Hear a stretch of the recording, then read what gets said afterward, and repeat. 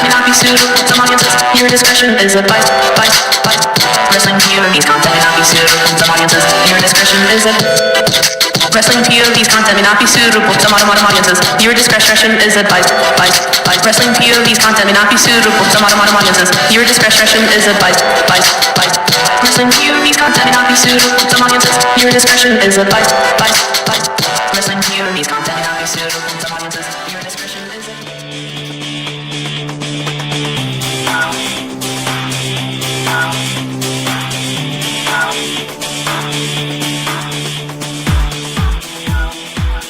Hey wrestling fans, welcome to the first edition of Wrestling POV Global.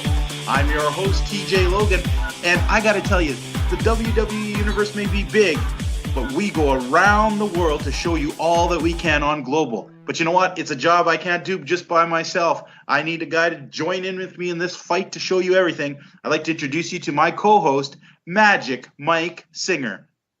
Hey guys, it's good to be here. Good to see you two guys. How are you doing tonight, TJ? I am doing great, but you know what? You said guys because we had to bring in a third. Of course, he's known as the third wheel on Wrestling POV, our, I guess, sister, mother, father show. But here he is tonight, Rick Serrano III. Rick, welcome aboard. Yo, what's up, people? But listen, TJ, I got to cut you off right there because you said something wrong.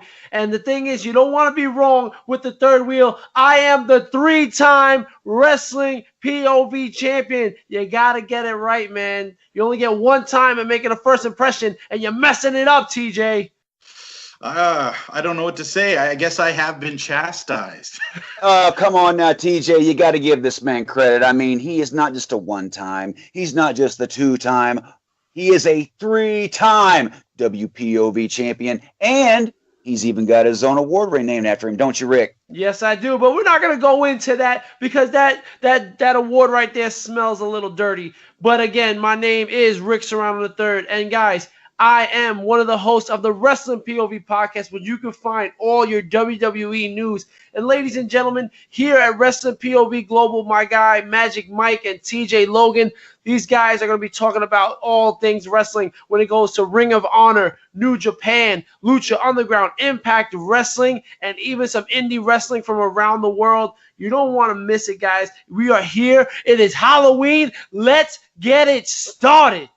Ooh, sounds exciting. Speaking of awards, didn't Magic Mike win an award off you one time recently? I don't want. Maybe I should bring that up.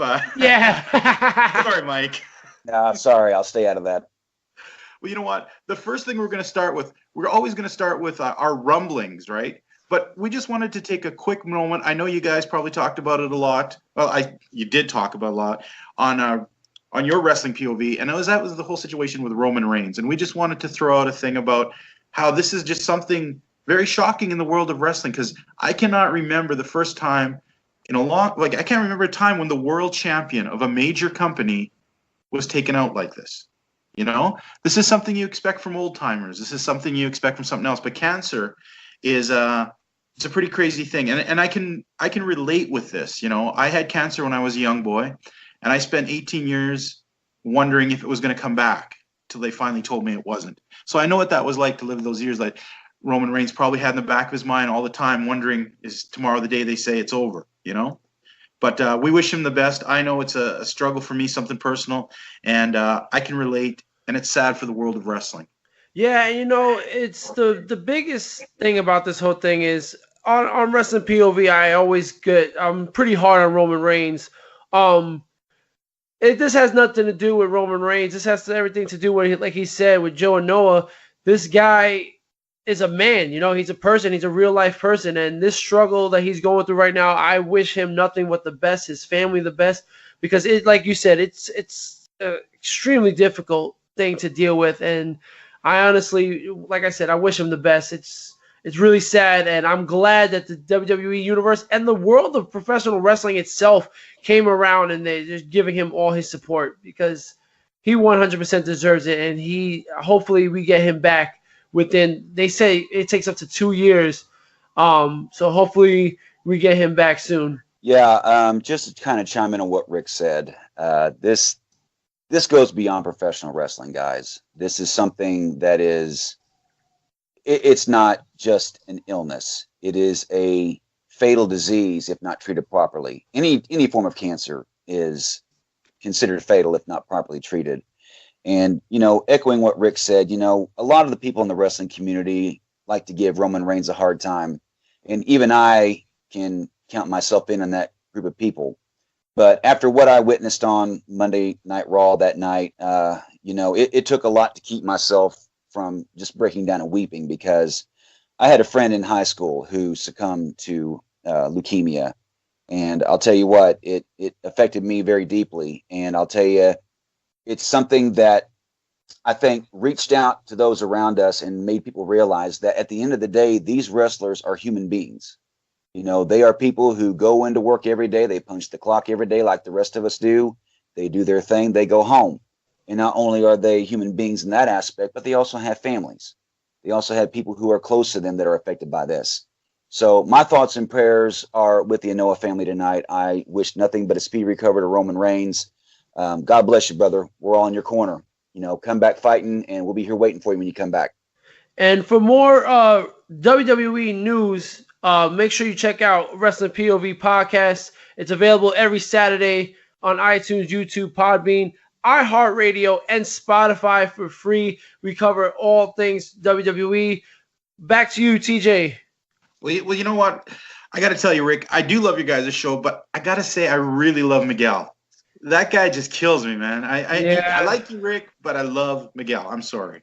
Don't be jealous. Yeah, I know. Everybody loves Miguel already, but he's the biggest jerk that there is. He's misunderstood. He's misunderstood. Yeah, you don't live with him, TJ. Speaking of that, Rick, where is Miguel tonight? He's probably out kissing some girls. He loves the women. He loves getting around. Mike, he's too big for us. He's too big for us, man. We couldn't book him on the show. Let's be honest. We couldn't afford it. You're right. Wait a second. So you're saying you guys are telling me that I was the first choice? No. You were definitely in the top 3 choices we had. You done did it now, TJ. See what you did? You done put us in the hole. Thank you so much for that. Oh, man, show's over. That's it. I'm out of here. Well, you know what? Let's get rolling. I only been on this show for 30 seconds. This was 5 seconds longer than I thought he'd last. But anyways, let's go on to our rumbling section. Rumblings is where we try and cover news, injuries, and maybe some rumors. And today I have 2 pieces of news that I found. One of them uproariously hilarious, and the other one kind of interesting. We're going to start off with Jeff Jarrett, who just had his head shaved, losing a hair versus hair match against Dr. Wagner Jr. in Triple A's Heroes Immortalis show recently. If you look online, my goodness, he looks like one sad shaved duck. I'm going to give him that. Yeah, he kind of looks like you. Hey, I chose this. I lost the match. And my second piece of news today, just that I found interesting, a bit of a crossover from Wrestling POV universe. Fabian Ackner. Do you guys remember this fellow from last year's the Cruiserweight Classic? Oh yeah. Big German dude. Yep. Well, he was on loan to Evolve. He's still part of the NXT universe, but he won the Evolve Championship a couple nights ago against Shane Strickland. Wow. So that's kind of neat. An NXT talent. He's still signed by the WWE, but he's now the Evolve champion. Yeah, I noticed WWE's been becoming more involved with Evolve, and it's kind of interesting where they're going with it, because they're opening up their doors to more independent wrestling scenes, and it's really interesting. It's not interesting but stupid. It's actually interesting but interesting. Mm-hmm. Mike? Yeah, Rick. Well, that kind of cracks me up, because I was actually waiting for you to say that, believe it or not. I was actually standing here saying any second he's going to come off with that interesting but stupid line. But hey, man, I'm glad to know that you're on our side on this one, brother. Oh, well, you know what you talking about? What's interesting is also the fact that the company that owns Evolve is launching their own streaming service, and they are going to be showing their pay-per-views. And recently, NXT talents have been showing up on these shows. WWE has given them permission to broadcast these guys on that network. So where does this lead to? That's a great question, because I have no clue what WWE gets out of this. Obviously, Evolve gets a lot out of this. Yeah. What does WWE get out of this? More fans. I mean, more people buying the network. I mean, it's just they'll find a way. Hopeful thinking. That's hopeful thinking, man. I mean, what does an Evolve show have? Like 150 people at a show? I mean, it's not like you're digging into rich veins of gold here. Well, as somebody that has 20 plus years and change in the business, Tony having about 20 of those years, myself, I've been at a couple events where I was backstage at Evolve, and listen, they tear the house down for those 150 fans. So no, I believe that. I am not questioning what they are. I'm just saying, what does a giant corporation like WWE gain from a tiny independent place like Evolve?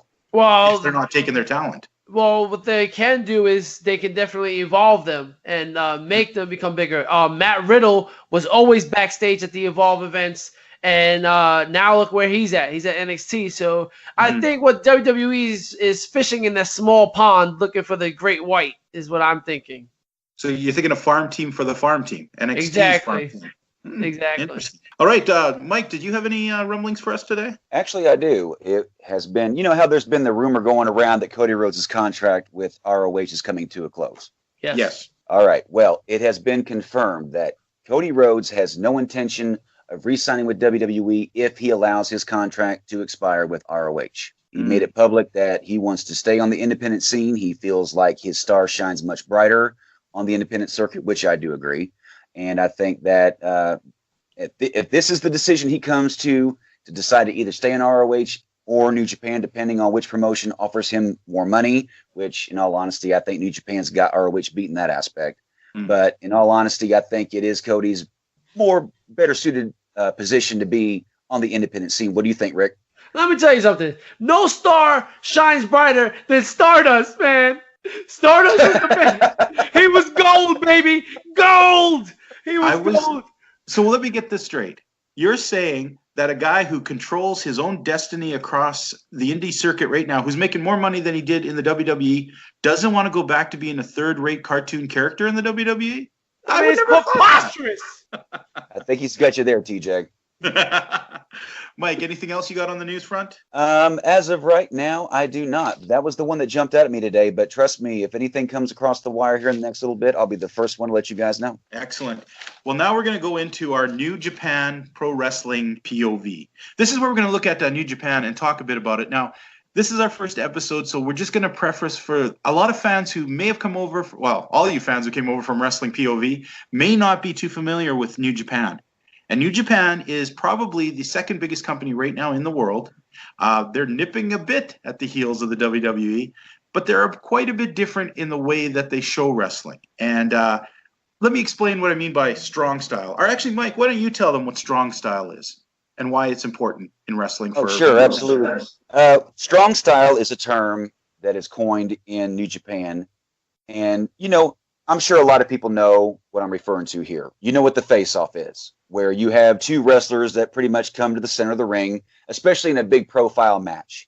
And, you go back in history and you look at some of the more recent matches. You remember The Rock and John Cena the first time they faced off in a match. They kind of stood there for a few moments and looked around and saw the crowd and kind of took in all the adulation and all the cheering. Well, in this situation, that's not what happens. Instead of soaking in all the cheers of the fans, these two proceed to step back from one another, and as hard as they can, they slap their opponent across the face as hard as possible. In turn, the gentleman who receives said slap takes his hand and slaps the other gentleman across the face. Now, why would they do something like this, you might ask? Simple. It's about honor. It's about legitimacy. It's about showing the wrestling world just how much punishment you can take. And TJ, it doesn't just include slaps across the faces now, does it? No, they've also branched into the infamous chop in the corner. Let's see who can take the most chops to your chest to split open bleeding. But here's the point about it.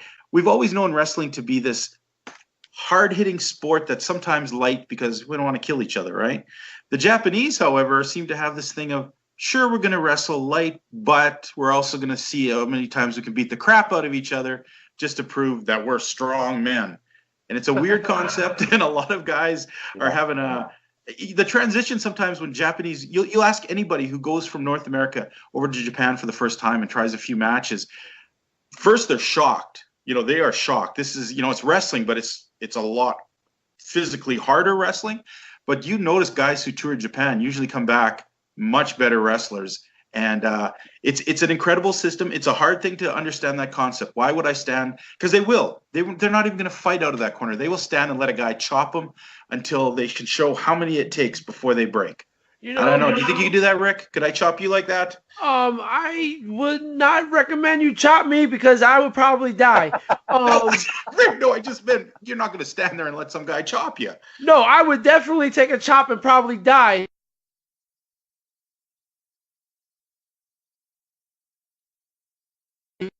But on real though, I think that the Japanese they may be compensating for a smaller muscle. You know what I'm saying? Oh. Ouch. Anyways, let's talk a little bit about New Japan Wrestling. Now, right now, some of the big matches that have occurred recently, there is a thing going on called the Super Tag Tournament for Juniors. I'm going to get into that last because let's face it, just like in the regular wrestling world, the juniors don't mean as much as the heavyweights. Now, TJ, let's educate the fans real quick who may not understand this. There is actually a legitimate weight class in New Japan. Yes, there is. Unlike more places where you see a lot of wrestling is, the gimmick where you see the 250-pound guy beating up the juniors and he's claiming he's 204 or something like that. The Japanese are very stringent on this. You have to have the weight class to be in the weight class. Unfortunately, a lot of great high-flying, like the most amazing high-flying wrestlers are their juniors, but they don't rarely ever get to the main events because it's just like in North America, the heavyweights seem to be what dominates people's imagination. Now, before we go into that tournament, let's talk a bit about what's going on in New Japan right now. There is a thing coming up called Wrestle Kingdom. Wrestle Kingdom is just like WrestleMania. It's where everything comes together. It's the final roll-up of all the stories, of all the events, of all the feuds. Everything gets decided at Wrestle Kingdom, and then they move on for the next year. Now, during the summer, there's an event called the G1. And the G1 wrestling fans, if you're a wrestling fan and you say to me, hey, I'm a wrestling fan, I love wrestling, you can't prove me you're a super fan until you sit through the G1. We're talking at least 28 nights of wrestling, 4 hours plus a night. And because of the time exchange, you're looking at watching them at 3 or 4 in the morning. So this is a big 32-man tournament. They break it down it's a 16-man tournament. They break it down so that there's an A and B block. And all the guys fight each other in a round robin, and the winner of A fights the winner of B. That's pretty standard, but it's very key because the champion enters the tournament. If the champion is pinned by anybody during this entire tournament, that person gets a title shot at him. The winner of the final whole tournament gets to fight the champion at Wrestle Kingdom, the biggest show of the year, the biggest pay, as Dusty Rhodes would say, the biggest pay window. Now, the interesting part, what if the champ wins? The champ's in it. The champ wins, he decides his own contender. So this is an important thing, and this is what's leading into now. We are almost at the end of the year. We're looking at the opportunity of who's going to fight the champion. TJ, also, while we're bringing this up, notice some of the similarities between the North American audience and their organization, is perfectly WWE, and New Japan. There is a certain object that these wrestlers get in their possession if they win this tournament. You want to fill them in on what that is? Yes, if you are not the champion and you win sort of like Money in the Bank. And I say sort of like because you have a guaranteed title shot. It's not a run-in, cash-in thing. You don't get to surprise someone.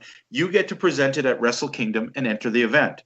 However, you also have to defend that thing 2 or 3 times before you get to the end of the year. So even if you go through that grueling tournament and you have a rough, hard year and you're getting the crap kicked out of you, you could lose 1 month before Wrestle Kingdom and all your hard work has gone away. Wow. So that's pretty interesting.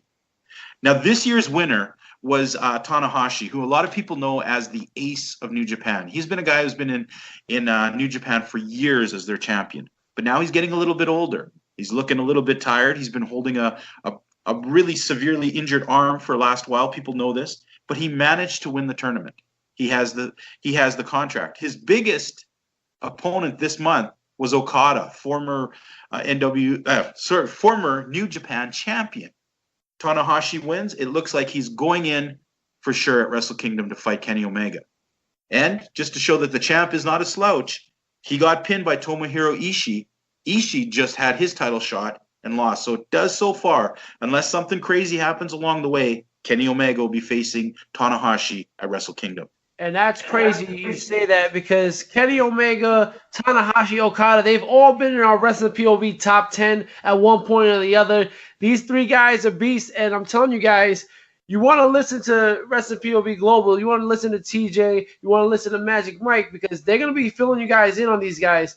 Okada is a monster. If you haven't seen any of Okada and Kenny Omega's matches, I suggest you go back and you look at these matches because these are legendary matches. 5 stars on the board, man. These guys are amazing at what they do.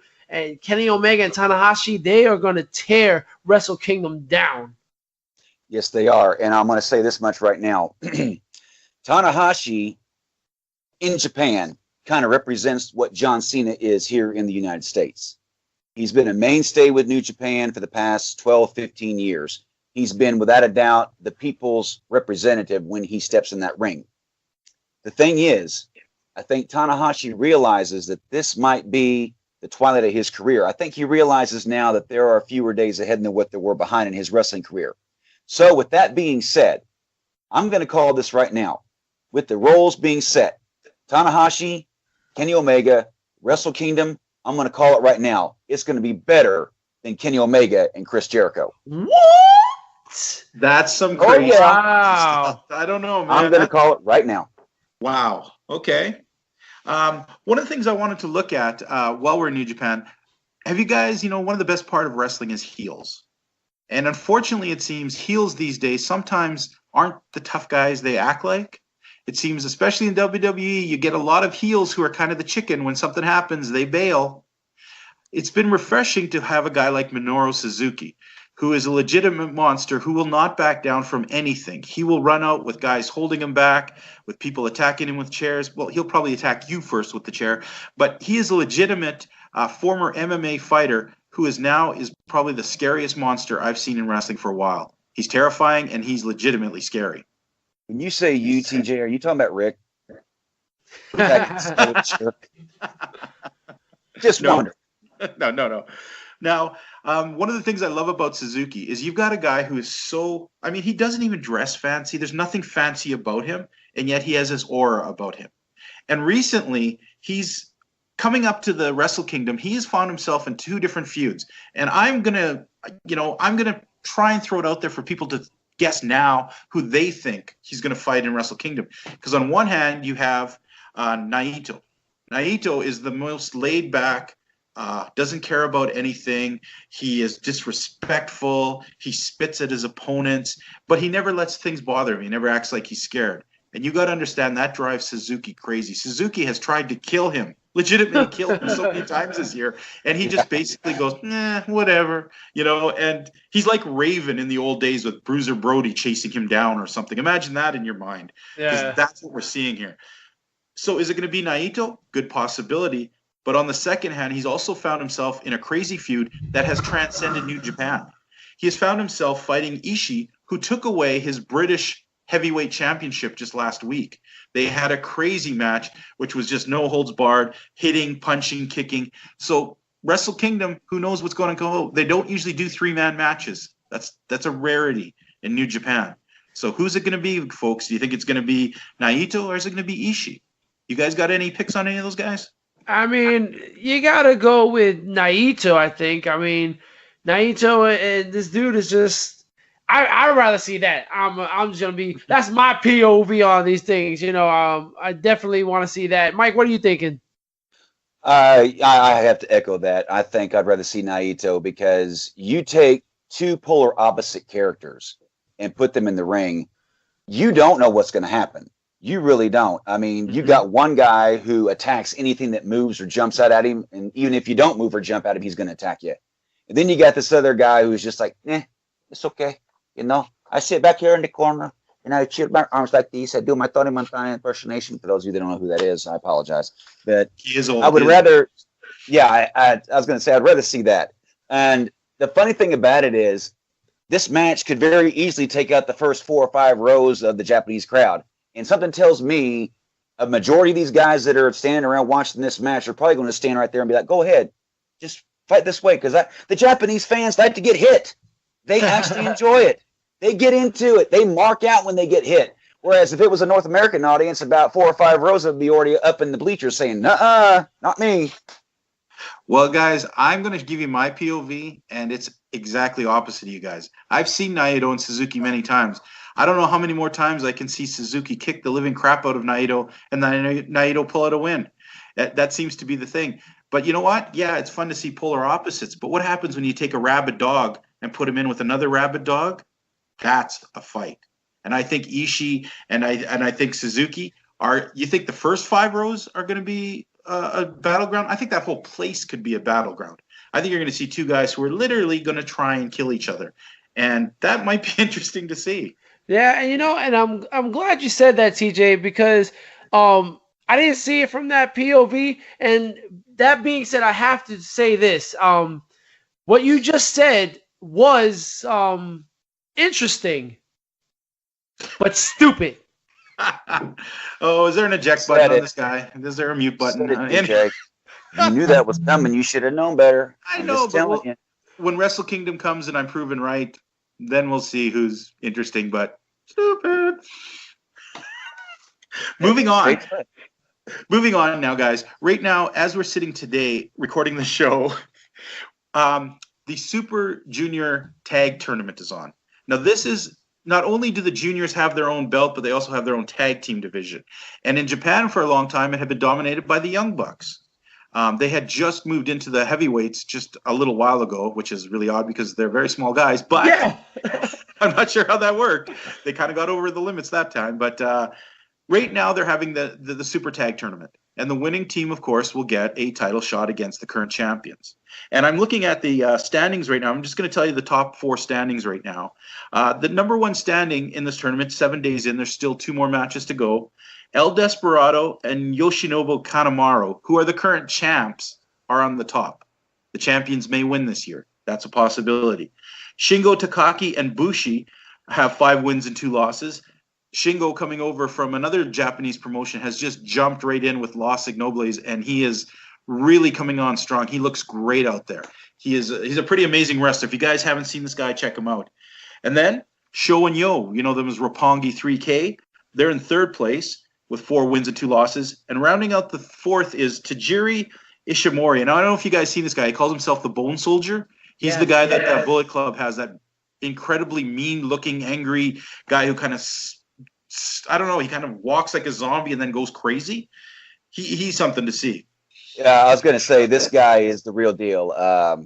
Without a doubt, the term Bone Soldier almost comes into play here because this guy is stone cold to the bone. Not trying to take Steve Austin's line from him, but this guy has no remorse. He goes in there and he will absolutely just dismantle you from top to bottom. And I know for a fact that his tag partner is someone that you're very familiar with, TJ. Fill the fans in who we're talking about. We're talking about Robbie Eagles, one of Britain's kind of exports right now, who they brought in for this tournament.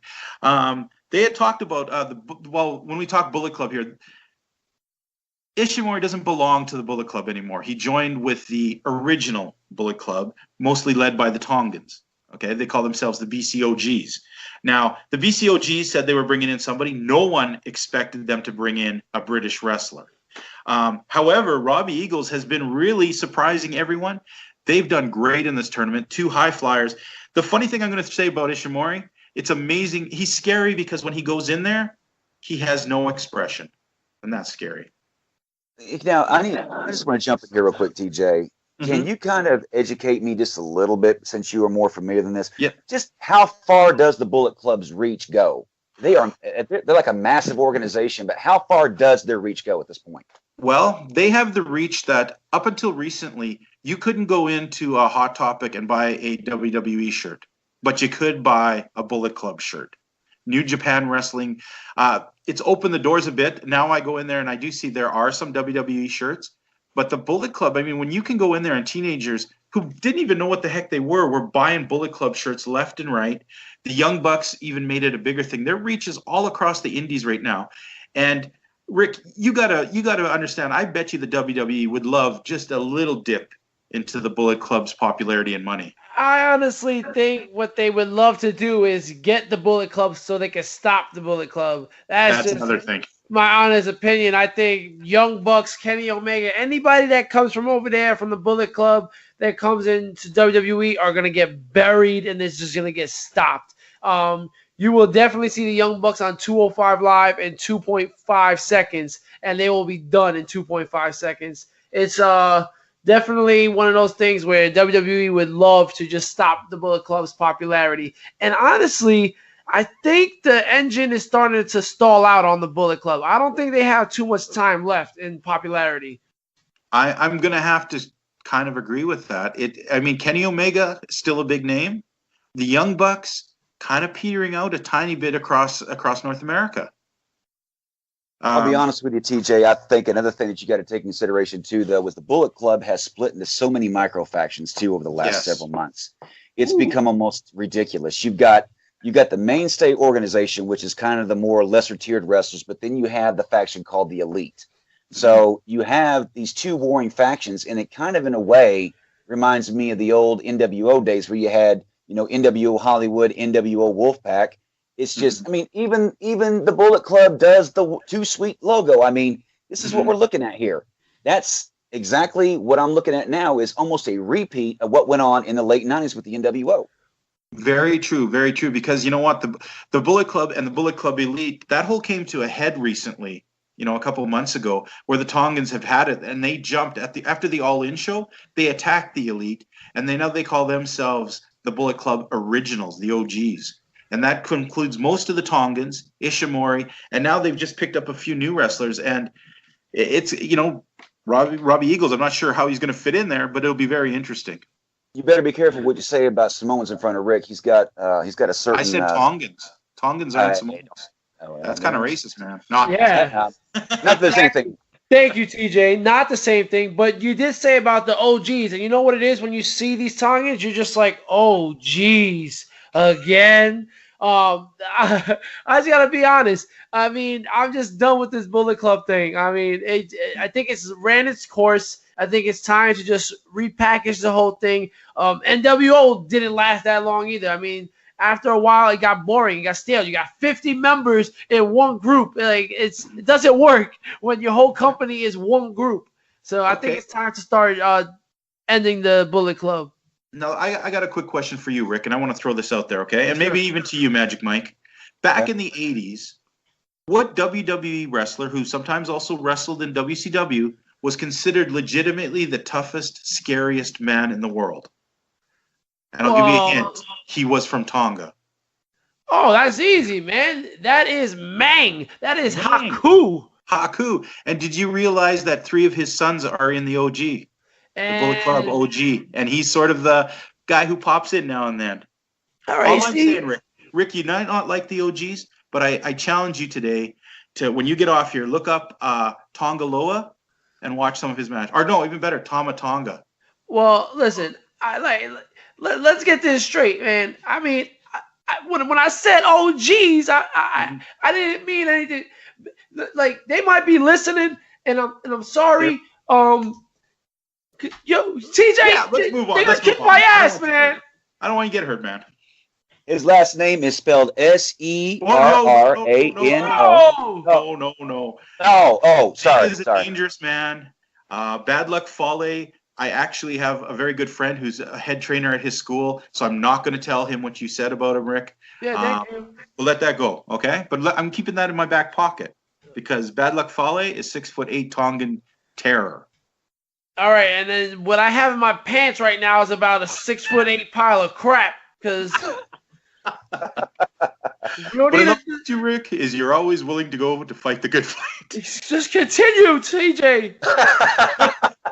Let's move on to Impact POV. Impact, the little show that used to, the little show that maybe could, the little show that has not been doing very well lately. It's the little show that still can, TJ. I firmly believe Impact has got some life in its lungs. But I think what's going to take that is for the wrestling to become prevalent again. I love Impact as a company. I think the corny fantasy gimmicks could probably be done away with. But at the end of the day, there is still some very, very strong, solid wrestlers in that company, and I believe Impact still has a chance. Rick, you were talking to me earlier. What was the ratings like last week? All right, so last week Impact had about 189,000 viewers. That's one of the lowest they've ever had.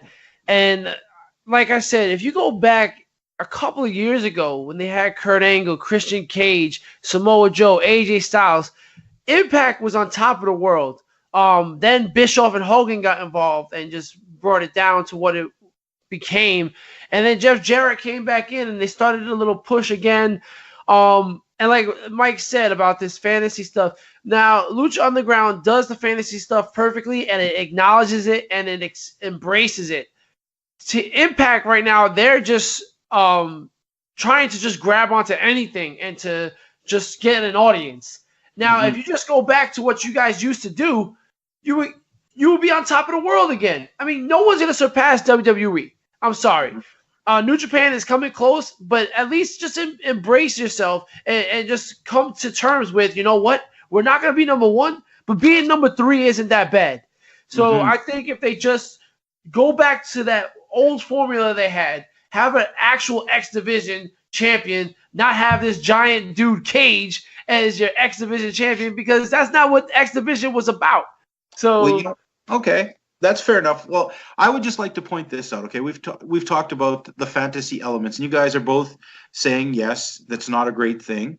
However, if we were to trace back even as far as 3 years ago, the biggest ratings they received was when the Hardys were doing that whole broken mat gimmick, and that thing was all fantasy, and that had numbers bigger than they'd had for months before, months after. So I could see why they might think it would be a good desperation to try and do something like that. But I'm going to have to agree with you guys.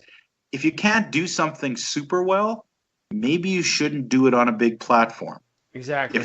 If you can't do the fantasy stuff as good as WWE, who even themselves can struggle with some of that stuff, maybe you should stick to wrestling. Maybe you should be the wrestling company. Is there enough wrestlers, though, in that company, really? When we look at it, is there enough high talented wrestlers to be the third company in the world? Because right now, I wouldn't even put them in the top 5. Wow. I mean, right. Go ahead. I mean, you gotta look at it though. They got Rich Swann. They got this dude Willie Mack. Cage is a beast. Sammy Callahan. I mean, come on, the guy is a little off, but he can sell. Eddie Kingston. Eli Drake. Eli Drake. I don't know where the dude came from. I remember seeing him on a reality TV show with The Rock, and this guy talking about how he wants to be a professional wrestler. He's turned it around. The dude is somebody that can be champion. He can go far. Tessa Blanchard. I mean, Tessa Blanchard, Impact, they just re-signed her. They just re-signed her for like 3 years. That is amazing because right now you have probably one of the top women in the business right now. Not in Impact, in the business, working for your company. You better build around this woman because right now, if she was to go to WWE, her and Charlotte would has WrestleMania written all over it. And to kind of chime in on this too, guys, in all honesty, I think one of the biggest things that hurt Impact, especially when they were riding that high wave of momentum, was taking away what made them unique. And what made them unique in a lot of regards was the 6-sided ring. I thought, without a doubt, that was what really kind of put them on the map. Sure, you can turn on any wrestling program around the country, and a majority of the time you're going to see a 4-sided ring.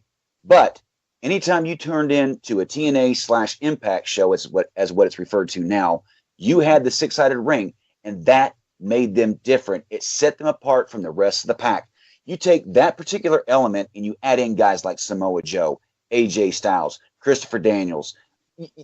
The endless possibilities just from that alone were phenomenal. And I think when that particular era came to an end, it kind of started this slow downhill descent they begin to experience. And I think they need to kind of go back and say, what made us different? What set us apart? Yeah, the fantasy gimmicks are all well and good, okay? If that works for the casual fan, more power to you. I'm not knocking it. I'm just saying, as for me as a fan, I think that they could take that and implement it in a much better way. I think that right now, Impact needs to find a way to get back to what made them the number 2 company at one point in time in this country. Let's face it, they were number 2 at one point. And let's simply focus on the wrestling. If they get back to that, if they focus on their stars and they put them in good positions and they make matches that are going to turn people's heads, they can easily get back in this game. Rick, what do you think of the 6-sided ring? Do you think that made a big difference? I absolutely loved it. I thought it was a great idea. I thought it was different. I thought it worked for them. Like I said, Hogan and Bischoff came in and they said, "You know what, son, brother? I want a 4-sided ring." What was Hulk Hogan here? What the hell? Hey, let's not forget, guys, the very first episode that Bischoff and Hogan debuted on with the 4-sided ring, the fans were chanting, "We want 6 sides. We want 6 sides." So what does that tell you? Well, that's one thing, but I'm not sure if a 6-sided ring at this moment is going to make that much of an impact on Impact. Oh, yeah. But you know what? Let's talk some of the big stars there. Let's talk some about the big guys right now in Impact. Eli Drake. You're right. Where did this guy come from? I've been scouring the indies for quite a while, and then when he popped up and went shot straight up into TNA at the time, but up at Impact's high reaches, I was like, who is this guy? Where did he come from? What's your guys' take on this Eli Drake? Yeah, like I said, I saw him on a reality show with The Rock talking about how he wants to be a professional wrestler, and then all of a sudden he shows up in Impact. And I was just like, yo, that's the guy that was with The Rock. He was also with WWE at one point. I believe he was with NXT for a little bit. So he has been around the block, and now looks like a good time for him to shine. So I hope he's smart about it. He doesn't get himself into trouble and just stays on the right path. Well, I like Eli Drake. Go ahead. No, go ahead. I want to hear Eli Drake stuff. Oh, I like Eli Drake. I think he is a fantastic wrestler. I think that he's got a bright future ahead of him. He's got a way of moving around the ring that you don't see from a lot of different guys his size. But at the same time, I think that where he kind of falls short, maybe, in my opinion, is that his mic skills are just a little rusty. I mean, some people like the way he performs in the mic. I, for one, think he's got a little bit of work in that aspect. But in all honesty, yeah, like Rick said, this guy pretty much came out of nowhere and just took the whole Impact scene by storm.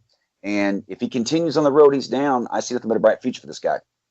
Now, here's where I think we look at our first misfires of TNA.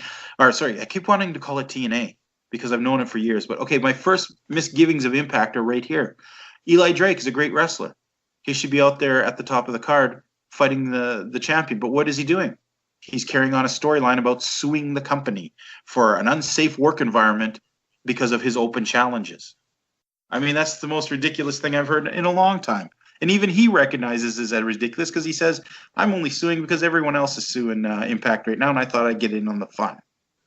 Yeah, I mean, that right there, that's a mistake on their part. I mean, it's just as big a mistake as bringing James Ellsworth in for Bound for Glory. Like, what are you doing? I mean, the guy, you're doing the wrong things at this point. Like you just said, Eli Drake should be at the top of the food chain. You can even put him. You got Brian Cage at the X Division title. Put Eli Drake in that picture then. It's like, if anybody can be X Division champ, give him that belt. Give him an opportunity to have a strap around his waist. Yeah, I agree, Rick. I think that this guy, that they're wasting him so much right now. I mean, the guy spends more time actually up in the announcer's booth than he does in the ring. I mean, that's not going to accomplish anything. All it's going to do is just prolong whatever storyline they've got here. And to be honest with you, do they even know where they're going to end this? Do they have any idea where the cutoff point's going to be for this? Because I don't see it. All I see is this big, long, vicious cycle that is just going to end up becoming more monotonous than anything. And once again, they're putting this company in danger of turning more fans off. Yeah, I mean, maybe he'll just get David Otunga to be his lawyer. Oh, brother. Well, one thing, you know what? You guys have talked about some of the wrestlers. I won't agree, or my point of view on some of those wrestlers aren't the same as yours. Like, for instance, I don't see much in Sami Callihan except a kind of pudgy guy who takes a lot of hardcore fighting things. And OVE, those guys are terrible, the guys he hangs out with.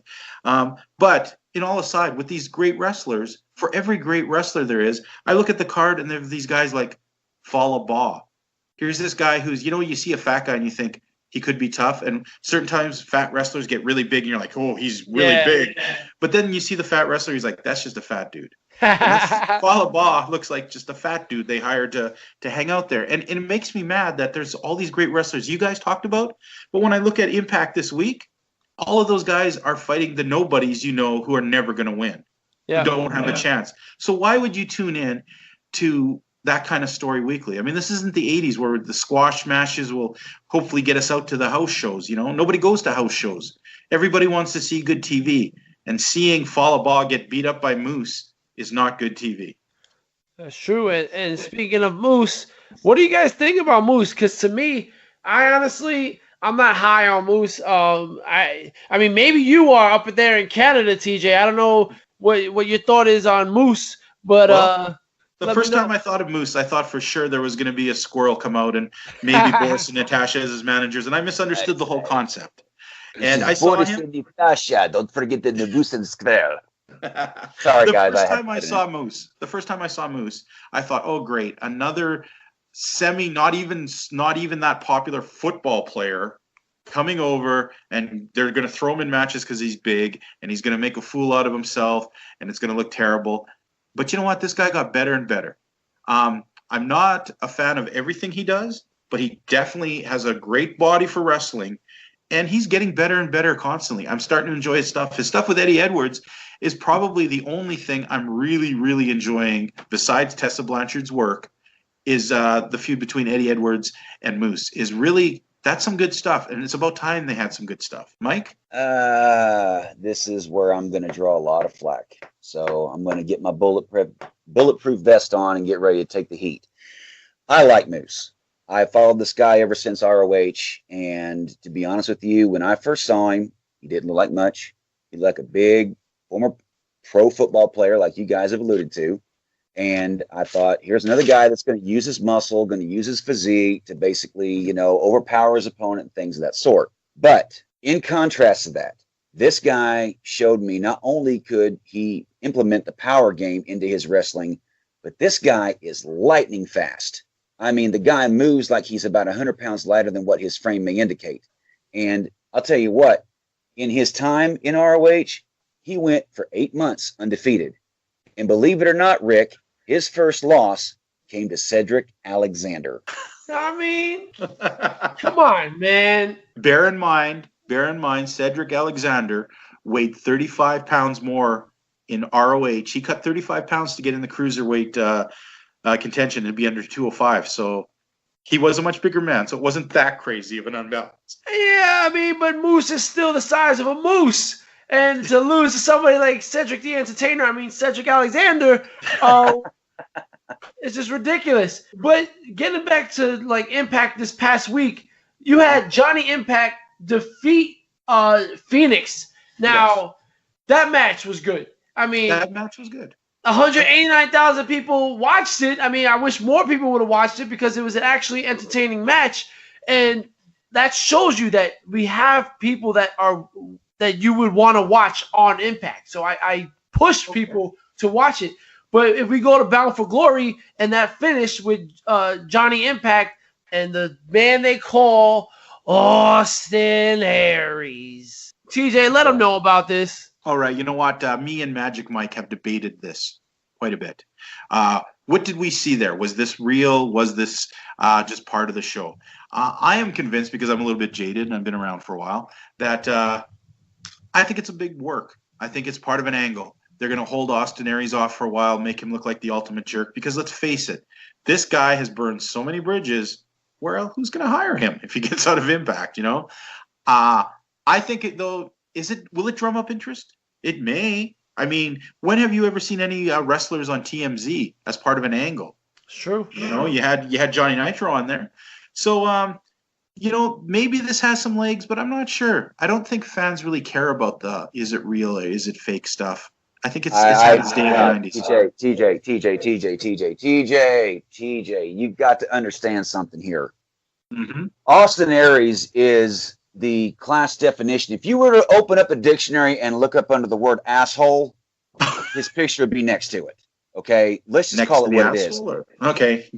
All right, let me finish before we start popping jokes, guys.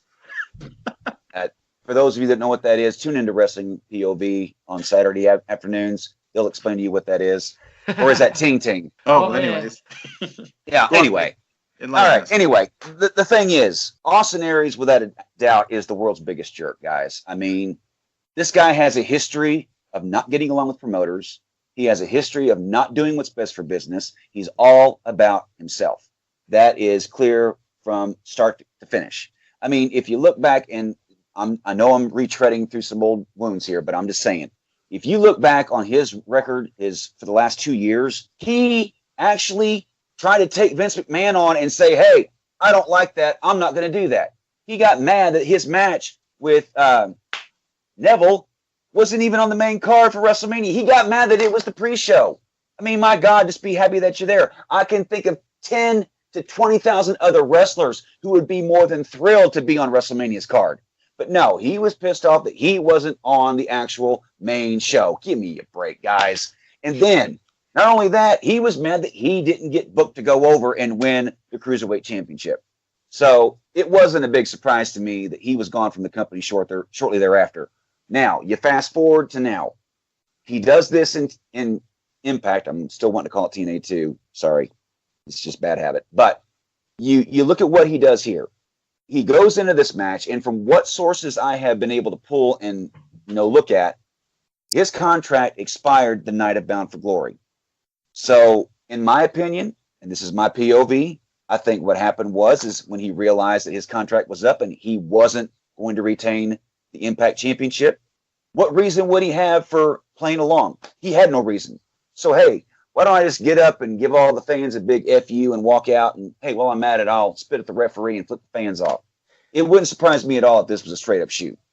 I mean, in my opinion, I honestly see this as a possible Impact writers trying to make this into something bigger by just showing, yeah, we're kind of real.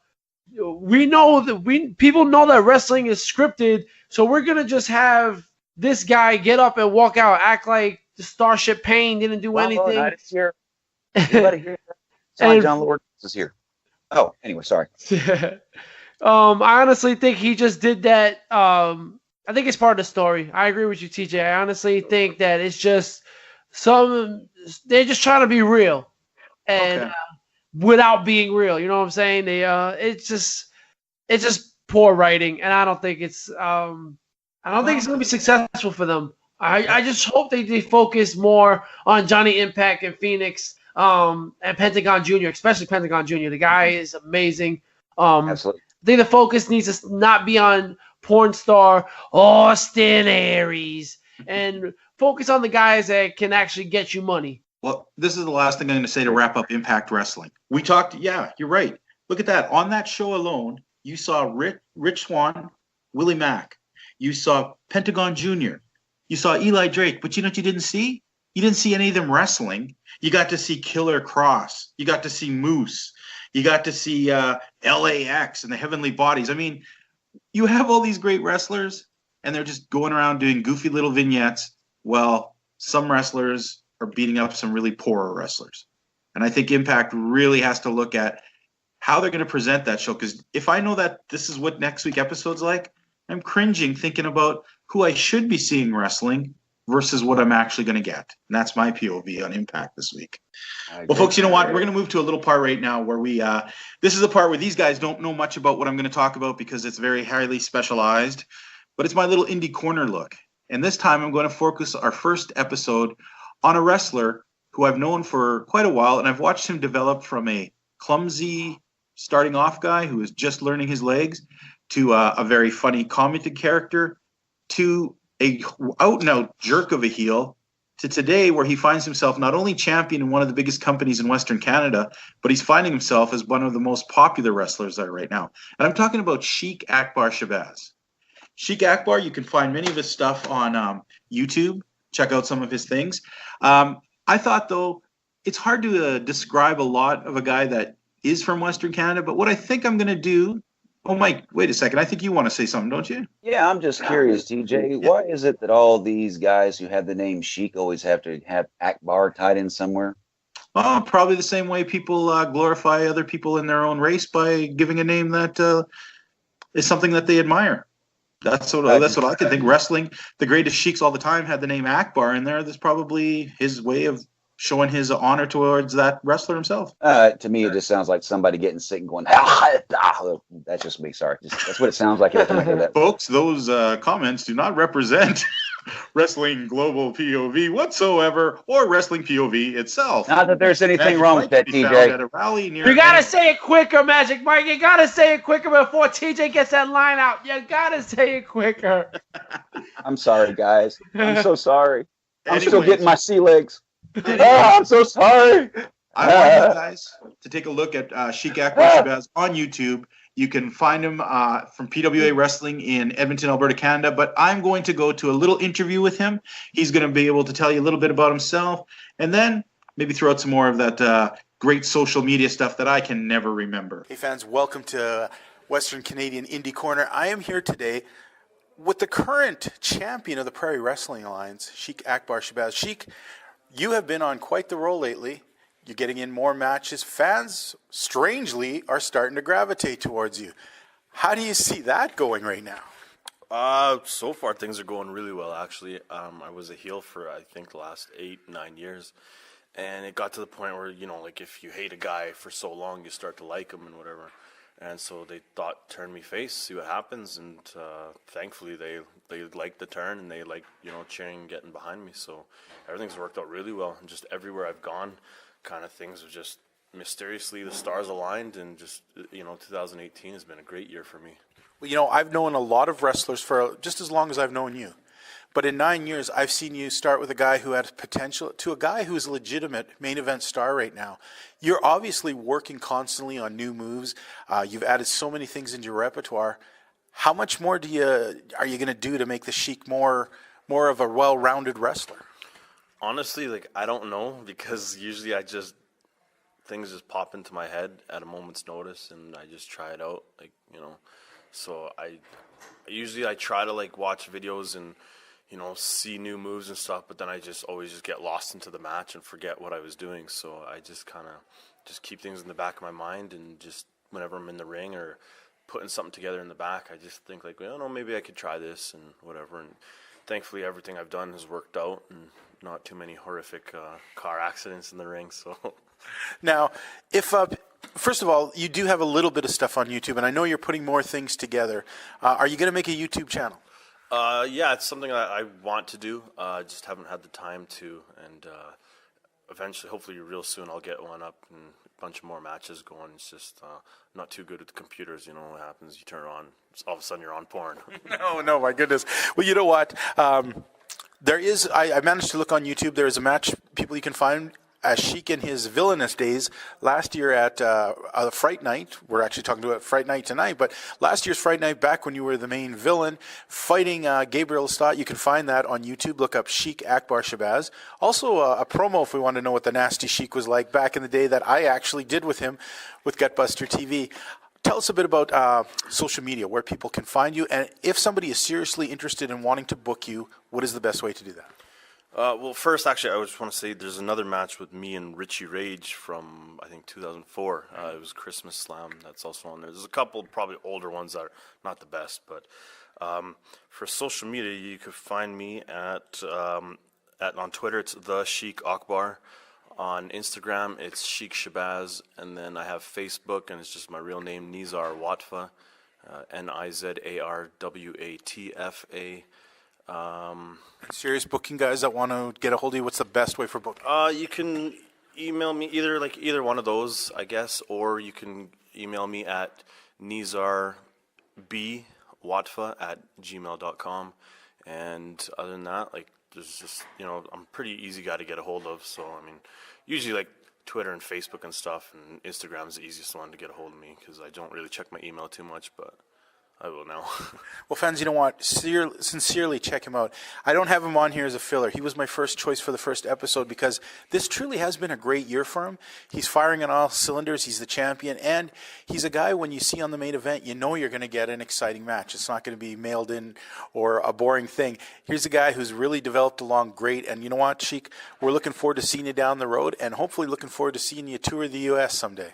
Yeah, it would be great. And, there's no lows or no highs that I won't go to entertain people, and it's just, I don't care if I have to make a fool of myself or whatever, as long as, the people come in, they have a good time, whether you love me or hate me, I guarantee you I will give you something to cheer or boo about, and you won't be disappointed when you come. Well, folks, that's the first half of our show. We are going to take a little bit of a break. When we come back, we still have Lucha Underground. And Mike, are you sitting down? Because it's ROH time, buddy, and I know how excited you get by that. Woo! Love me some ROH, baby! We got a little bit thing called Time Capsule, which I'll explain. And Mike, maybe you should sit down because remember when you talked about a face-off, two guys in the thing? Yeah. Well, it's me and you, dog. We're facing off tonight. See you after the break. Yeah. 1, 2, I'm coming for you. 3, 4, lock your door. Watch Wrestling POV Podcast. I'm the boogeyman, and I'm coming to get you. Hey, Mike, what's that cool T-shirt you got going on there, man? Oh, you saw that, TJ? I'm glad you did. Let me introduce everyone to the Collar and Elbow brand. The Collar and Elbow brand is affiliated with Wrestling POV Global, where you can go over to WPOV Global and also check us out at the collarandelbowbrand.com website and put in the promo code WPOV. And you know how much you're going to save, TJ? How much, man? Not 1, not 5, not 7, not 8, not 9. You're going to save a whole 10% on 10%? all collar and a whole 10% on all collar and elbow brand materials. We're talking about hoodies. We're talking about sweatshirts because you know what? Fall's coming, folks. You better stay warm out there. And also, not only do you save 10%, you also support your local indie wrestler. That's right. Go over to collarandelbowbrand.com and type in WPOV and save 10%. How do you like that, Rick Serrano III? I mean, I couldn't have said it better myself. Fair enough. You know what? Let's start off. Let's go over to ROH Honor Roll. And I know, Magic Mike, you've been frothing at the bit to talk some ROH. Why don't you lead us in on this one today? Well, I'll tell you what, guys. I absolutely love this organization. Ring of Honor has been around since 2004, and they have been, without a doubt, one of the dark horse promotions here in the North American continent. And for those of you, and I know there are a lot of you out there that probably know who ROH is and what they represent, but we are here not only to talk about ROH, but we're also here to educate the fans as well on the ROH brand. In ROH, there is a very familiar tradition that they have. They also believe in not only athleticism, but there is a key word in the name of their organization, and that is honor. And that is the one thing they hold up very much intact when they get in the ring. When these two gentlemen who are opponents step in the ring, they do the one thing that you wouldn't see in any WWE ring, Rick. I'll get that out. And what do you think that is? I have no clue. Do you think you'd see The Rock shake John Cena's hand? I think I see him turn his boot sideways and stick it straight up his candy ass. Oh, well, see, that's not what happens here. There will be some boots to asses later on in the contest. But no, these two gentlemen stand center ring and they shake hands. The referee steps in. He puts his hands over their hands to seal the deal. The bell rings, and the match begins. That is their version of honor in Ring of Honor. So, go ahead, Rick. You would say it's sort of like a menage a hands? Oh, my Lord. You know what? For folks, Rick. I'm just not that there's anything wrong with that. Not that there's anything wrong with Not that. that there's anything wrong with that. I just have a quick question here for Rick. Yes. Rick, you've seen so many WWE matches. Yes. You've been to cards. You've seen things. Would you find it weird walking in and seeing a card where every single person shook each other's hand before they started? I I mean, the Cruiserweight Classic, they did it every match, and I was just getting annoyed by it. I was just like, God, man, these guys hate each other. Why are you shaking hands?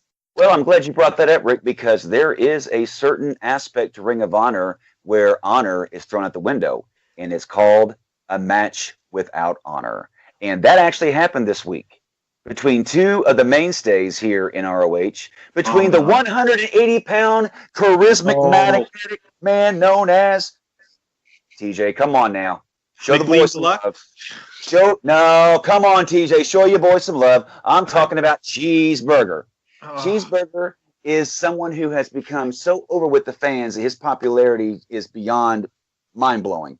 This guy weighs maybe 160 pounds soaking wet, but he fights the big dogs in the ring that weigh maybe 200 pounds bigger than him, and somehow he finds a way to win, believe it or not. He's kind of a throwback to what you'd call ECW Spike Dudley, or maybe a throwback to WWE's James Ellsworth. No. Oh, no. Not that. No, sorry, I got off track there. But anyway, this week's main event in ROH was between Cheeseburger and Will Ferrara. Now, Will Ferrara and Cheeseburger at one time were tag team partners, and they decided that they were no longer going to stand on the sidelines and be without championship gold. They wanted to be ROH tag team champions.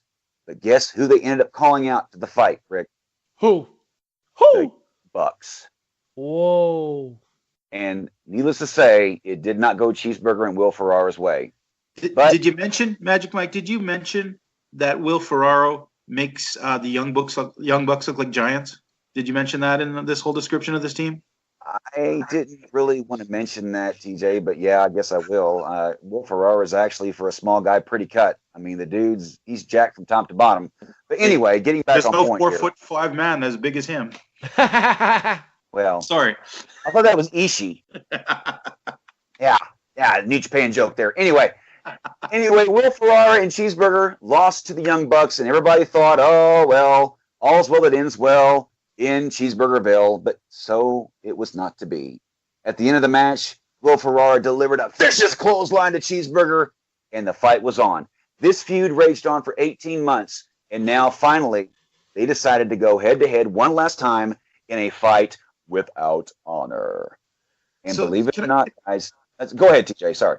This leaves a big question right now for me then. You love Ring of Honor, and this was your first chance to talk about it, and you put McLean Deluxe and an Angry Leprechaun as your main event. These two guys, believe it or not, even though they weren't the biggest guys in the ring, they went out there and they beat each other senseless. I mean, they went into the first 4 or 5 rows of the crowd. They went up the ramp. They went around the ring. I mean, nothing was spared in this match. They even actually at one point in time used the timekeeper's table at ringside as a launch pad to throw each other back in the ring, if that tells you anything.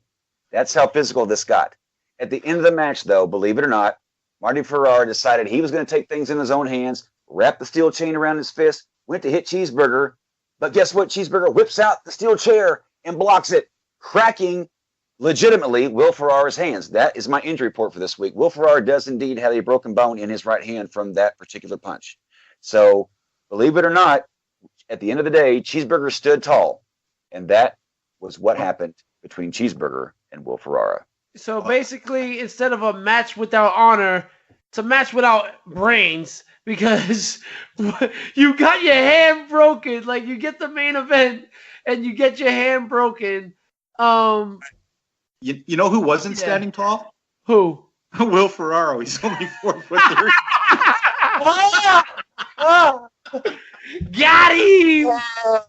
Yes, we do. Where's our soundboard when we get it? Just kidding. Magic anyway, guys, moving I know on. you got more. Tell us some more about ROH. Anyway, moving on, guys. Also, in the most recent edition of ROH, there was a match that I am sure a lot of people out there would be very interested in hearing about. It involves a mainstay in ROH and someone that you're quite familiar with, Rick.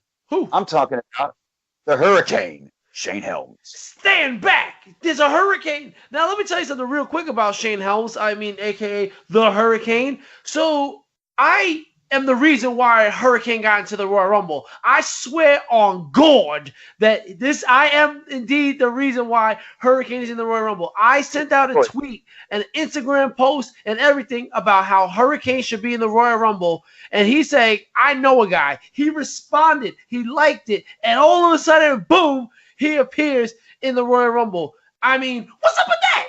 I didn't even get any credit. Where's the love, man? Come on. Did you hit your boy up and say, hey, did you even want to drop my name or anything? Exactly. All he did was give me a like and like, listen, man, I ain't one of these girls that slide into your DMs. I want more than a like. I want a relationship. So shout my name out. Give me the credit. If it wasn't for me, you wouldn't have been in the Royal Rumble, Shane Helms. Again, what's up with that? That's a little needy.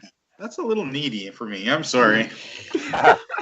But on the other side of the coin, guys, Shane Helms has been in a very, very brutal feud with someone who I consider to be one of the best heels, not only in ROH, but in the whole wrestling world right now. And I'm talking about the villain, Marty Scurll. Rick, what do you think of this guy? I agree with you wholeheartedly. I think he is my favorite villain in wrestling right now. I love the whole gimmick. I think he does it great. I think he does it better than anybody else. I don't really like him with the Bullet Club. I think him by himself, and if he had his own flock, like a Ravens flock or something like that, I think he would go way farther. And honestly, I do not want him in WWE because I do not want them spoiling this. He created this himself, and he's doing great with it. I want him to continue to do so. Now, fans, I want to let you be aware of something here. The reason why that we're asking all these questions to Rick, per se, is because TJ and I have done a lot of homework, and we are very familiar with these characters and these wrestlers. So we're trying to kind of get the outside opinion of what someone might think who normally covers WWE. And that's why we were asking Rick all these different questions tonight, because we're very thrilled to hear what he has to say about the independent scene, because, you know, week by week we hear what you have to say about WWE, and we're thrilled to hear your opinions on things that happen outside the WWE scope of things. Yes, and I appreciate that. And like I said, man, we're all a family here at Wrestling POV and Wrestling POV Global, and we're going to continue to rock the world of professional wrestling. And like I said, I did mention before, I am a 3-time Wrestling POV champion, in case you guys were wondering. And also, I am the first-time Wrestling POV champion. I'm the first two-time Wrestling POV champion. Wait, Rick. What about that award we talked about earlier? Listen, man, we don't have to talk about that award. Oh, the one you won, Mike. Ooh, good, TJ. Oh, no, sorry. I'm not trying to be a jerk here. I'm so new to all this. Hey, you know what? Let me just educate you folks on something. Here we go. I will say it with pride, I am the first ever recipient of the Rick Serrano III Bottom of the Barrel Award. Yep. I say it with pride. Fans, if you don't think he has pride, check out his profile picture. He's holding a little emoji poop doll. Yeah, right. I mean, again, what we're all talking about is the Wrestling POV pay-per-view points game, where you can only find on the Wrestling POV podcast, where we have a pay-per-view points game for every WWE pay-per-view, and you can become a Wrestling POV champion. If you're in second place, you can become the interstate champion. If you're in third place, you could become the overseas champion, and if you're in dead last, you become the Rick Serrano III award recipient. Back to more ROH with Magic Mike. How'd you do last night, Rick? I did pretty good. I just want to throw out something here. Marty Scurll, definitely an impressive wrestler. So good. He's not the biggest guy in the world, but what he has in there, he has such a wealth of wrestling ability. He has that British style where it's joint manipulation. Like, yes, it looks painful watching him. You're thinking, man, that would hurt so bad. And he's he's out there ripping fingers, he's breaking elbows, and but he also has that cool swagger about him, doesn't he? And I don't get the bird thing, the woo woo, but you know what? The fans love it, and I kind of caught myself doing it the other day. Yeah. I think that might be more of a reference to Penguin, since he carries an umbrella. I'm not sure, but I'm thinking that. Actually, I never thought of that. Holy crap! I never thought of that. No, TJ, you're not being serious right now. I am. That one. Are you serious? Wow. Okay, guys, we've got way off track on the very first episode of Wrestling POV Global, so let's get back on track here. This match between Shane Helms and Marty Scurll was what was considered the number 2 in the series, because actually what happened was that Marty Scurll, the first time they met, used some shenanigans to pull out the win. Shane Helms says, you know what? No, I don't roll like that. What's up with that? I want my rematch. You know what Marty Scurll said? Why should I? I've already beaten you once. I have nothing more to prove. So Shane Helms kept digging, and finally Marty Scurll said, fine. And guys, this was without a doubt one of the best matches I've seen in a long time. They went back and forth for almost 20 minutes, but Shane Helms wins the match with an inside cradle and gets the Duke over Marty Scurll. Now, everyone's waiting for the rubber match between these two great wrestlers, and I, for one, can't wait to see it myself. Now, moving on. There's been somewhat of a controversy in ROH the last few weeks. In fact, you might call it a conspiracy. And I'm talking about a conspiracy against two gentlemen who go by the name of TK O'Ryan and Vinny Marsaya, collectively known as the Kingdom. Now, TJ, you're familiar with these guys. Can you kind of give us a little bit of insight as to who the Kingdom is and what they've been about the last few years in ROH? You know what? The Kingdom is a very interesting occurrence because they're the kind of guys who came from nothing and made themselves into something. Sometimes a wrestling promotion will throw two guys out and say, this is a team and you should love them, and you'll either will or you won't. Sometimes it takes quite a while for them to get. Matt Taven was the original guy who brought these guys together. Matt Taven had been floating around after he had been injured. He'd come back. He wanted to make a big splash. So he hooked up with these guys and called himself the Kingdom. And he made himself the centerpiece of this. Now, the interesting part is they were guys who came out, and I thought, I thought these guys are plain. They're boring. I don't really like them. They were dismissed. I dismissed them a bit, and I dismissed them every time they came out. But after a while, more and more, I started watching, and after a while, I started to realize I kind of like these guys. It took a while to get into them, but the Kingdom is a pretty strong, solid unit. Matt Taven, I sometimes think he's way above the Kingdom, but I think that these guys are that he's above them all. But I don't know. There's something good about them that I like. Well, apparently the higher ups in ROH don't feel that way because the conspiracy. For the third straight week in a row, the Kingdom lost in controversial fashion to Coast, the team of Shaheem Ali and LSG, who in the year 2018 have not suffered a pinfall loss yet. But more to come in this aspect. As far as I'm concerned, I don't know who's behind it. I'm curious to see. But that, this week, folks, is my honor roll. TJ, let's get back to you. Well, you know what? Let's take a swerve, if you will, on the road of wrestling and go to a magical place where there's wrestling action. There's lots of crazy stories, but it'll tell you it's all fantasy. And we're talking about Lucha Underground. And Lucha Underground is this amazing mixture of acting, wrestling, Mexican stories, zombies, and all kinds of craziness. But you know what? It's a fun little break from wrestling, and I don't mind watching it. I always remember as a kid, if wrestling came on anytime on TV, I didn't care if it was on a cartoon, I was watching it. So Lucha Underground's pretty interesting. Right now, we're going to talk about their seventh, what do they call this thing? 7-on-7. It was this thing where they had, what's the name of their big belt? I get so excited watching this stuff. Rick, you watch Lucha Underground. All right. Let me come into this. It's like, this is the Lucha Supreme right here. It's like a burrito with all the wrestling and all the fixings. You got your drama, you got your stories and all that stuff. Is a great narrative. It's a TV novella. Lucha Underground, they had the Gift of the Gods championship match where they had 7 guys. We had Jake Strong, Dante Fox, King Cuerno, Aerostar, Big Bad Steve, PJ Black, and Hernandez. Now, you may recognize some of these guys. Jake Strong, a.k.a. Jack Swagger. And don't forget PJ Black, a.k.a. Justin Gabriel. And everybody knows who Hernandez is. Now, let me tell you something. This match took up all the time of Lucha Underground this week. They're in their 4th season.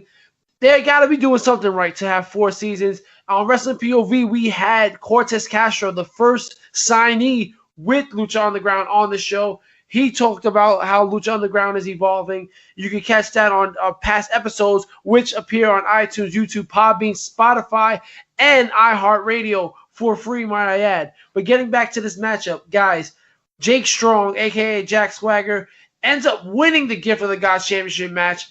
but not before I got really impressed with Dante Fox. This dude is small, but he's solid.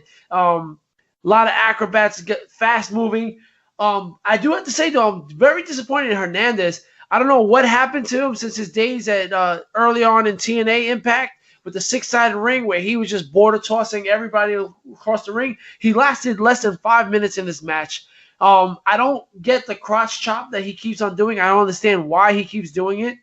What do you guys think about this match, though? You know what? Let's approach this. I know sometimes, Michael, you haven't been the favorite of this whole concept, but I thought it was just really fun.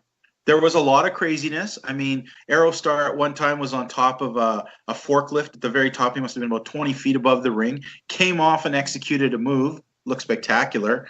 Fun, though. You know, like Dante Fox, right? A lot of people probably don't recognize him, but he did a lot of independent work. And now he's making a name for himself. And it's what I love about Lucha Underground the most. There are wrestlers on here that may have slugged it out for so long in the WWE, and because they weren't tall enough, or maybe they didn't have the right look for the time they were trying to get in there, they were pushed aside. So all these great wrestlers, and this is what we do, right? We search around the indie world looking for great wrestlers for you guys to look at. Lucha Underground takes some of these great wrestlers and puts them out there.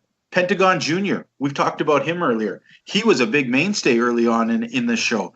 You know, there are some guys like Jack Swagger. Haven't seen that guy forever. Now he's Jake Strong, and I get to see him, and maybe other people will see him, and maybe he'll get more matches, and maybe he'll end up in an area near you. So in that aspect of Lucha Underground, I really liked. And I did like this whole idea. It was a nice break from the fantasy thing, though at the end, with the glove and the gods and all that, was a little much, but hey, it was like being in a video game. Yeah, Like, I mean... Oh, sorry.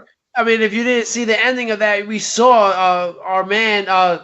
Johnny Impact, a.k.a. Johnny Mundo, getting this magical glove that made him feel like a god. And it's going to be huge. I mean, the next couple of weeks, we got Ultima Lucha Cuatro.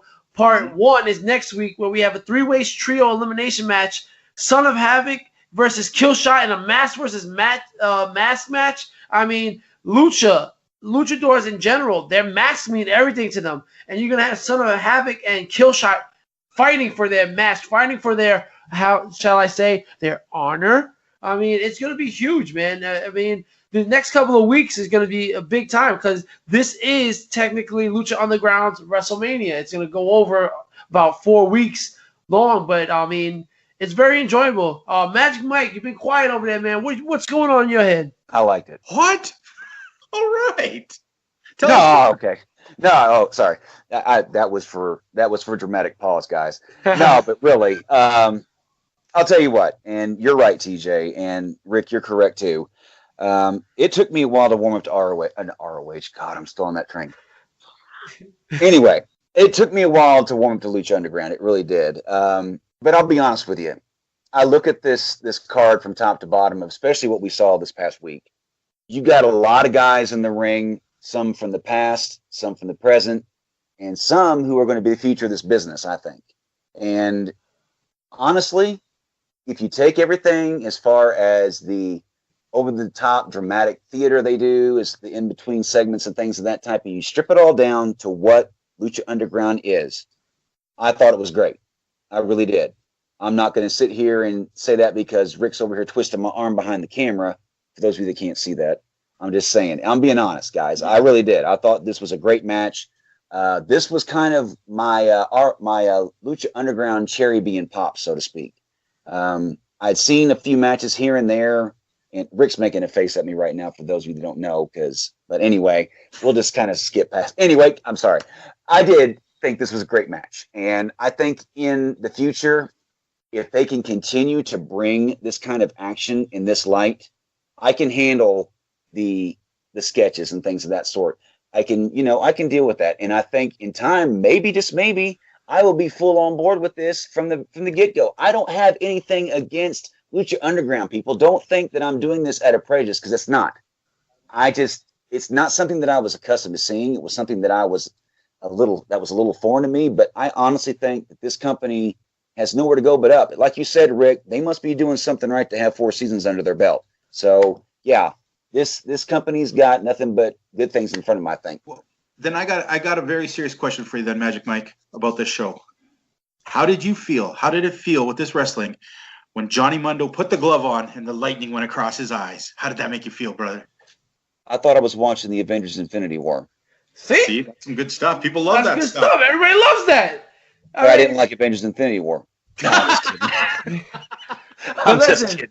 I mean, the bottom line is, I mean, who doesn't like a good ankle cracking? I mean, who knew that Jake Strong was that strong, that he could crack a man's ankle 3 times and come on. I still walked away. Exactly. I mean, it was amazing. I mean, listen, the guy's undefeated. He's a gift of the gods champion. I see the Lucha Underground Championship coming his way very soon. Cool. Well, you know what? Lucha Underground is something we're going to keep up with each week. Hopefully Magic Mike will see the light and we'll have him dressing in a lucha mask soon and lightning and gods and all kinds of stuff. We'll see as we get forward in the game. But let's move on to another. Sorry. Mike, do you want to say one more thing? I was just going to say, don't hold your breath waiting for that to happen. But, wishful thinking. Ouch. We almost had him, Rick. We almost had him. We'll get him. Anyways, you know what? I want to move on to something I call time capsule. Well, today we're only going to talk about time capsule. And time capsule is, over the last 10 years, I've had an opportunity to talk to many big-name indie wrestlers and do interviews with them. So time capsule is we're going to actually dig into our time capsule and pull out an interview of someone that you know. And we're going to do next week on our first time capsule a guy, he's got a bit of a name, and he works for a little bit of a company. You may know him as the New Japan World Champion, Kenny Omega.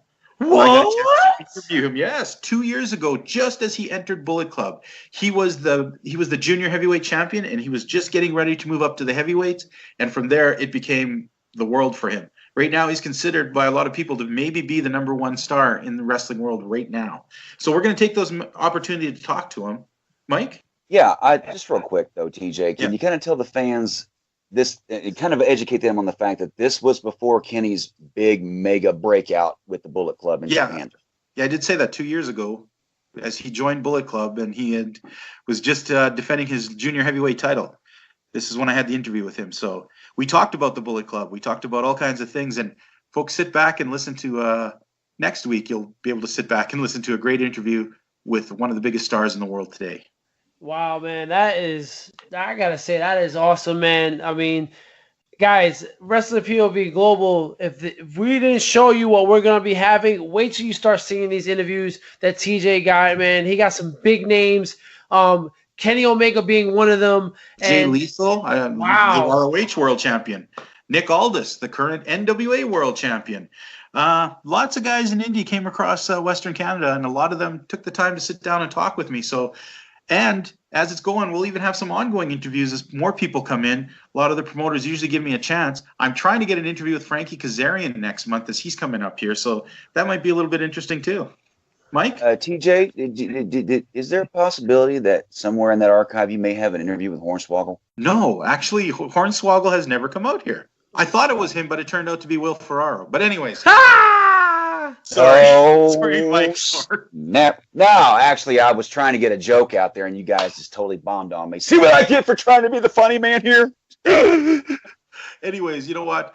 Time capsule next week, Kenny Omega coming up. But you know what? We've always want to try and end the last part of our show. And today, because we have a guest, we're going to help him moderate it for us. It's a little concept we call Face Off, where two guys, that being me and Magic Mike, will take a topic, and we're going to try and put our points on the topic. We're not going to come to a conclusive winner or loser. What we want is you fans to send in what your POV is on all of this. So, Rick, why don't you throw us out a question that the two of us can maybe throw around and see what we have our points of view on? All right. Well, seeing how today is Halloween, I was thinking, why don't we throw this at you for your first ever face-off? Let's have Magic Mike versus TJ Logan, and this is the question I have for you guys. Which wrestling gimmick do you believe would have the best horror movie? Magic Mike, you want to start it, or do you want me to? I think I could take a stab at this. All right. Honestly, I think the one gimmick that could be considered probably the scariest movie concept out there is actually from a guy who's been around for quite a long time. Now, He's considered a fan favorite nowadays, but here in the next couple of weeks, he's going to be having a very high marquee matchup with a team called DX. And I'm talking about the Phenom, The Undertaker. Stop and think about what this guy's done in the last 25, 26 years. His original gimmick was that of the dead man. You could not hurt this guy. You could not keep this guy down. No matter what you threw at him, no matter how many times you punched him, no matter how many times you kicked him, he just kept getting back up and coming after you.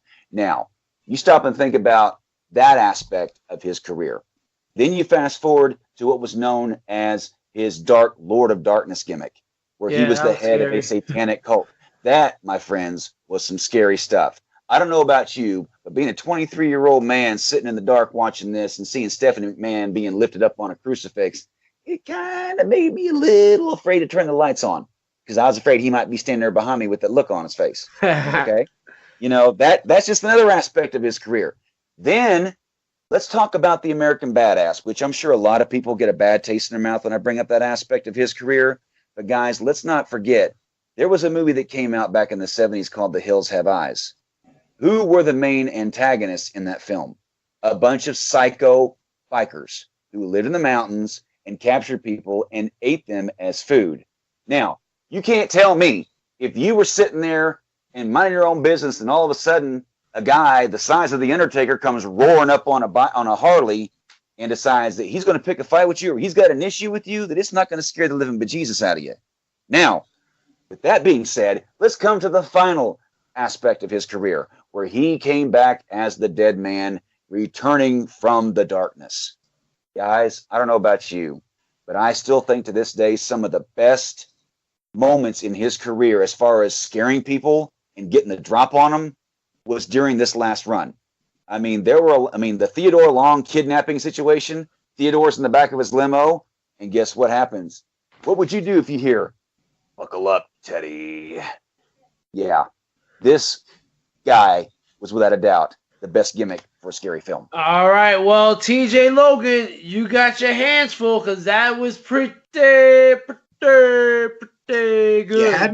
You had me till the end, okay? When I managed a 6'4" skinny ginger man with tattoos, you lost me there. Okay, but I thought long and hard about this, and I thought, okay, what about Hornswoggle? But then Leprechaun's been done, so no. I thought cheeseburger, but then thinner. That's already been done, so no, none of that. Then I dug in my brain deep and hard. Who was the really scariest guy? And there is nobody. Nobody scared. Now imagine this. It's almost like the Haitian night. You hear drums in the background. Is there voodoo is strange? It's Papa Shango, and he's appearing in mirrors. You're looking in a mirror, and there's Papa Shango. I mean, come on, that's Candyman level crap.